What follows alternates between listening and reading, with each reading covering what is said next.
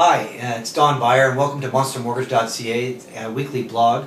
Today we're going to talk a little bit about prepayments and penalties and how to save money when you're leaving your current bank. I know many people hesitate to leave because the bank sometimes holds a penalty over their heads, and those numbers can be quite large and intimidating if you don't know how to manage that situation. Obviously it's very difficult to negotiate with the bank once you're leaving as well. So let me just show you a few numbers on how to save some money exiting and some reasons why you might exit.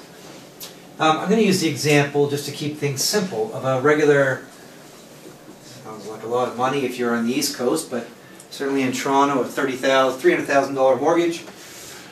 I'm going to make the assumption the interest rate on this is 4.5%. That's kind of an average over the last 5 years or so, and I'm going to assume that you're 3 years into this, and that you bought a new home.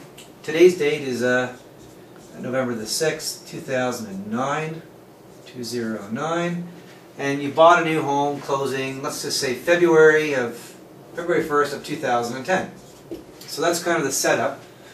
And you go to your bank and you shopped your mortgage around through a mortgage broker, and I don't know if you came to Monster Mortgage last month, you would have received a new 5-year rate of 3.69, let's say. Your bank isn't prepared to match it. However, they have a great thing called either the interest differential penalty or a 3-month interest penalty. And in most cases today, with the rates coming right back up a little bit, we're seeing 3 months interest. A 3-month interest penalty on something like this might run you in and around, let's say, $7,000. It might be $6,500, it might be $7,200, but I'm going to just use an estimate of $7,000.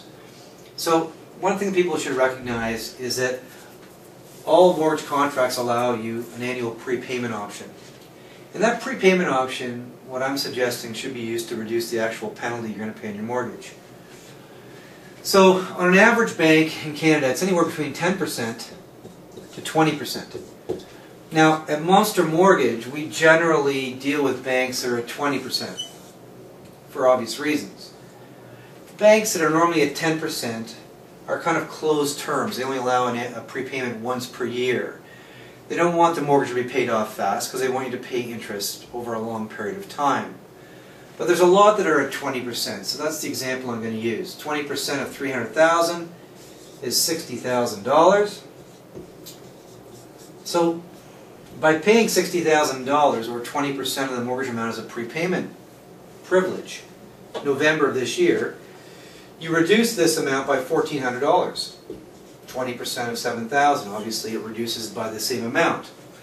In most cases, banks and trust companies will allow you to reduce that amount without even showing you that you have it.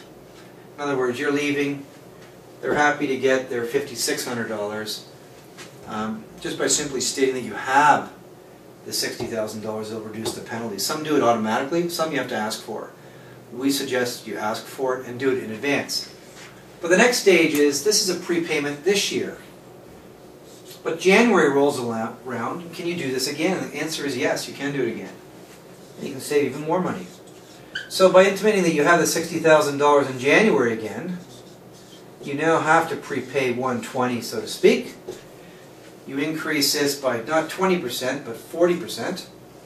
40% adds an additional savings of $1,400, and you've just saved yourself $2,800 by offering to prepay this. Now we have clients that borrow this money because you're borrowing it for a very short period of time. They won't ask you for the first 60, they'll likely ask you for the second one.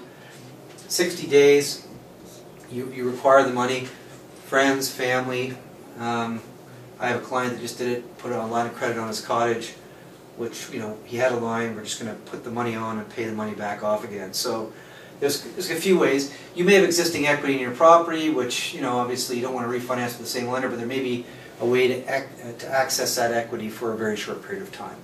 So by simply understanding your mortgage contract, understanding the math behind it, or perhaps getting a mortgage professional on your side to help you with this, you can simply save $2,800 by knowing the facts. Now I would also suggest there's other ways to save money when you're moving. I'm making the assumption too that you received a better rate than the 4.5%, or you would just port this to your next property, move it, and not pay any penalty.